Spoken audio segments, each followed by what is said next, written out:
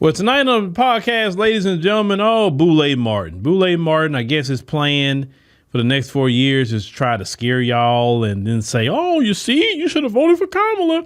Boy, Trump gonna get you. So Boule Martin is starting off already. Let's go ahead on and check out what Boule Martin posted up here, and then really won't bust out Boule Martin really at the same time because Boule Martin is actually giving out some actual misinformation because they love to say that word in the Democrat circles. Now, Boule Martin says, we tried to tell you. A whole lot of y'all who talk ish about not voting for VP Kamala Harris are about to have some mamas, daddies, aunts, uncles, siblings, cousins, and friends out of work. Trump plan to slash federal jobs, put black workers at risk. Now, let's talk about that. Why are you sitting up here like almost gloating about someone who could potentially, not to say they will, potentially to be laid off? Why? Well, let's actually go to the article to see why Bloomberg even wrote this like this, because it don't make sense why they wrote it this way based off of the numbers you're about to see. All right. So Bloomberg, Trump plans to slash federal jobs. It's a federal job puts black workers at risk. Black workers make up a large share of public sector employees. Government jobs have provided a pathway for economic stability. Now, when you see I'm going to show you exactly the percentage of what black people are working in the federal government. And you tell me why black people will be put at so much risk. All right, so let's kind of go here. So they say Trump's plans to shrink the federal workforce could have a desperate impacts on black employment, or potentially eroding a key conduit to economic mobility that many black families have relied on for generations. Some researchers say a substantial cutback could push the black unemployment rate higher, particularly in areas like Washington, D.C., where black joblessness is among the highest in the country. Yeah, and with a black mayor, Muriel Bowser, why is that black woman not making sure black folks are employed? Says such an outcome would stand at odds with Trump's campaign promises to protect black workers' jobs and provide them with more employment opportunities. Trump has pledged to move 100,000 government jobs out of Washington, eliminate tens of thousands and more, and require federal employees to come back to the office, a policy that could be done via executive order shortly after he takes office next week. So the makeup of federal employees means black Americans will be disproportionately impacted by such a downsizing. So they say about 378,000 black Americans accounted for roughly 19% of the permanent federal workforce in fiscal 2022. The latest data available from the Office of Personnel Management that was higher than black Americans' share of overall U.S. population. By contrast, white Americans' 60% share of the federal workforce is smaller than their representation. You can't listen. This 13 points. We're not 13%, but how you gonna sit up here and say black people? You have to watch how these people write things. If 378,000 black people are working federal jobs, there's 43. You want to account with, let's say 40. They say 47, but let's say 45. Because you got to account for about 2 million black immigrants. So let's say 45 FBAs, 47 million with black immigrants. This has nothing to do with the overall population. That's only 378,000 according to y'all. Now, look at the white number. The white people hold the majority, more than half of all federal jobs. So if you're going to have a person be affected the most, wouldn't it be the white people? Because they hold the most federal jobs. Now, if the white number stays 60% and they do the job cuts and black people cut down to 9%, then we could say, okay, now that was targeted, because that doesn't even make sense based on the numbers. Because the numbers would say if you're going to slash jobs, then you will slash most of the people who white that's working these jobs, because they hold more jobs. Black people don't hold all the jobs. Then you look at Latinos, they don't hold many of the jobs either. Right? So, but the reason why they wrote it like this is say, oh, this can, hurt black people, because remember, we talked about this in the stream. They need black people to speak out. Because trust me, Trump is coming after all these jobs, not just the black people.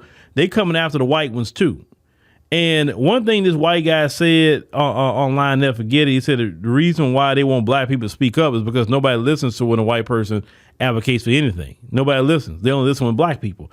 So in order to save this number, they need to rile up these people. Understand?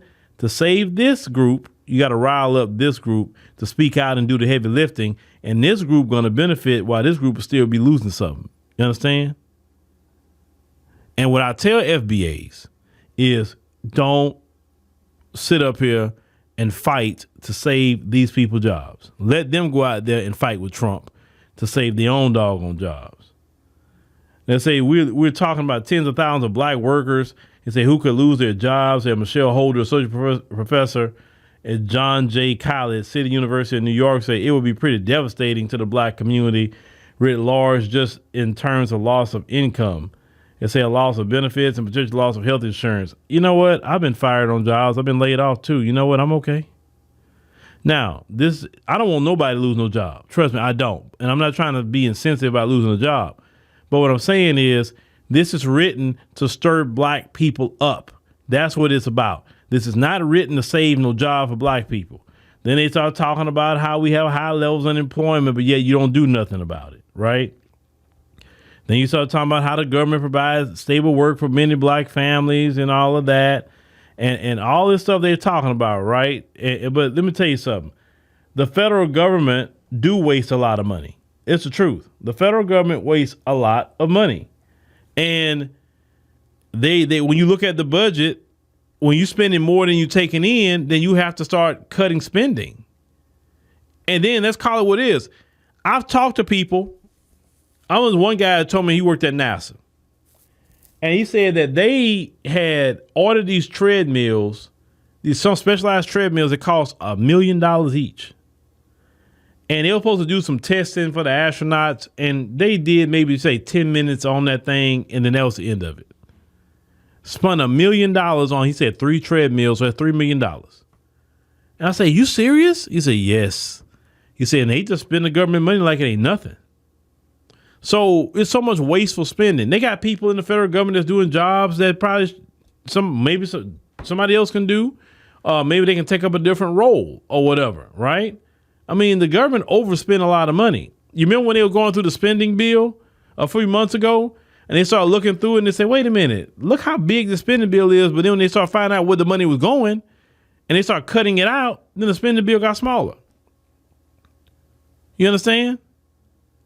No, they want FBAs to get riled up, to be speaking out and fighting with Trump about these jobs to save white folks' jobs. It's just that simple. As black people, we used to getting fired. We used to getting laid off. I mean, it happens. No job is guaranteed unless you got a contract and then they got to pay you out your contract. But even if you got your contract, you can get fired. Look at your boy, Don Lemon. He had a contract with CNN. They fired him. And he was with them for 20 some odd years. They still fired Don Lemon. They gave him his money in his contract, but he still got fired. He ain't got that job no more. So what I'm saying is no job out here is guaranteed, bruh. None. The best thing you can do is get yourself set up when you have a job, save your money, work a lot of overtime to save your money. Make sure your affairs taken care of and all of that. Like, so that way, if you listen, you should try to save enough money where at least, you got enough money to pay your bills for 6 months, while you're still looking for work, that's one thing. But them downsizing, they've been there long, they probably give them a severance package. Probably. But if you were all a federal worker and you're a black person, don't be fearing that junk. You fear God. Yes, who you fear. You don't fear that. But Boule Martin want to keep black people riled up and in fear about Trump and all that because he don't know what to do in these 4 years. He really don't. And you're going to see him try to crash out, but nobody respects Roland. Nobody does. Because he has truly shown himself as a sellout Democrat shield. And people is not really down for that. But as a person who's been laid off, as a person who's been fired, every time that's happened to me, I've went to a better job that made more money every single time. So I can't even say I feel bad about getting fired or laid off. because I've always went into better situations in the end. And sometimes I say, hey, okay, if they lay you off, okay, cool. That means God got something better for me. And he wanted to put me in position. That's why he allowed that to happen. And that's how you got to look at it, black people. Don't sit up here and get scared about losing no doggone job. As long as you got your life, as long as you get in your right mind, you could walk, you could talk, you can go make some money. You easily go make some money. Please, a job's